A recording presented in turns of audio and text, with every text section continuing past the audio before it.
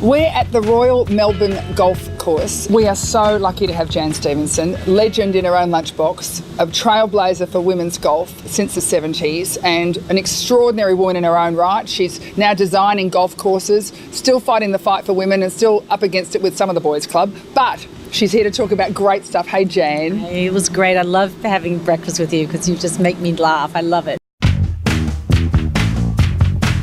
Jan, if I said to you that the years have been very kind to you, she looks fantastic, amazing, doesn't she? Amazing. You look wonderful. Would you say that that's your outdoor living, your getting out there on the golf course 6 o'clock every morning? Or have you had work done? Someone had to ask. Yeah, I was didn't want to go that way. I have not had work done, but I do have. No, she hasn't. I do have a wonderful boyfriend that is an age management doctor. So wow, good catch. Yes, and so he's taught me about hormones and natural eating as I'm having a coffee and a cake. That's all right, but he won't see it. But there's sometime foods. Sometime foods are okay. Oh, that's a good way to put it. Yeah. Can you give us some tips? Well, yes, eat plants. Eat plants, eat plants, eat plants. That's it.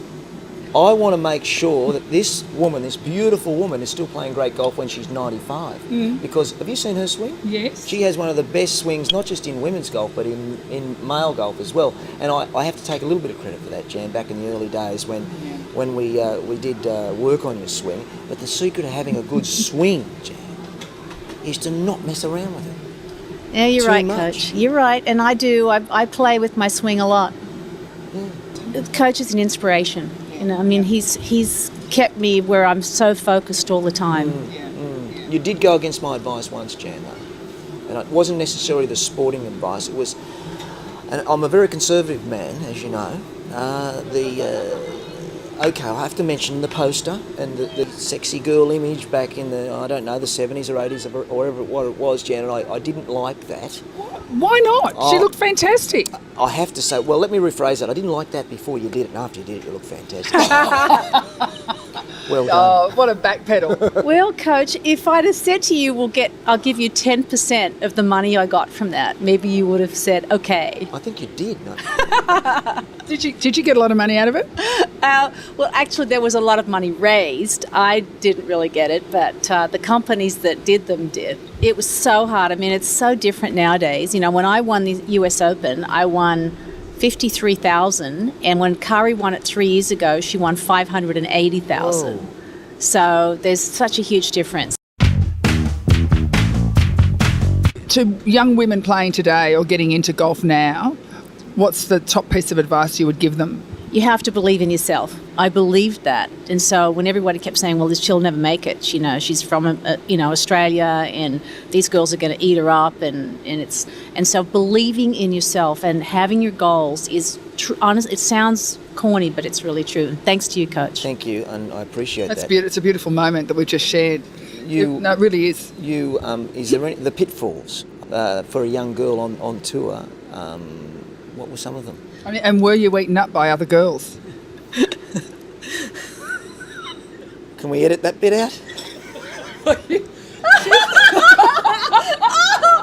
Oh my God! That was that was a good question. Except it was a very good question. Then I wasn't went it? the other way. How was it with the girls? You know, were they mean to you? That's what I meant. Yeah.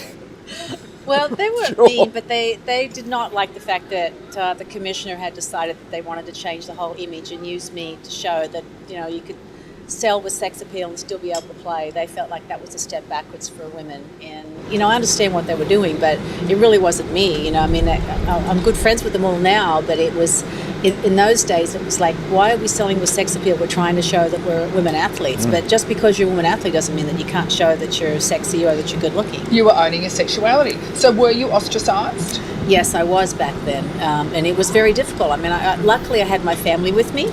And my parents traveled with me on tour. My dad took 6 months long service leave every year and came over and caddied, and my mum traveled with me too. So I couldn't wait for them to come in the summer. It was great because, you know, my dad caddied and I had a great year. But the hardest part of having pitfalls, like you said, Coach, is it's hard to have a personal relationship, especially if you're a woman. The girls on tour, there's very, very few that have had great personal relationships because you're in town every week at a new place. So you're never going to meet anybody. and you're working on your game 6 and 7 hours a day when you're not playing, and then you travel to the next place, and so you're not going to pick up a guy in a day or two, or rarely. But that's for a woman with your profile. I mean, let's face it, we're both goddesses. It's hard to find a man that doesn't feel intimidated by our personal power. Exactly, and if they're not, then apart from Coach. Well, the hardest part is that then the men that I had, and this is the really tough thing for the girls on tour, that they keep asking me my advice. I'm like, I'm the worst one to tell you advice, because then you get people that want you to be the breadwinner, and then you start having no respect for them. Yep. And so there's no happy medium. If you have someone that has a successful career, they want you to drop yours, which is not going to happen. No. Or if you go the other way and they expect you to just do everything for them. I mean, I had one that they want a mother. Yeah, exactly. And then I'd come home and dinner wouldn't be on the table, and I'd be like, well, where's dinner? Why is my dinner ready? And it's like, whoops, yeah, what's happening here? So, because the men that I do see are quite a bit younger. How much younger? Well, some quite a bit. Quite a bit. Yeah. I mean, my boyfriend now is only 10 years younger. Okay. Which is about right. Yeah, I think it's about right. Yeah. Because anything more than that, you're losing cultural references. Well, it's not so much that, it's just too hard of work to keep up, I mean, I have to work out the gym as it is, so that would be like really putting the pressure on. Yeah. Has you got any single friends? He has a lot of single friends. Single straight friends? Single straight friends. Single straight hormone doctor friends? No, but that's okay. I'll fix you up with the hormones.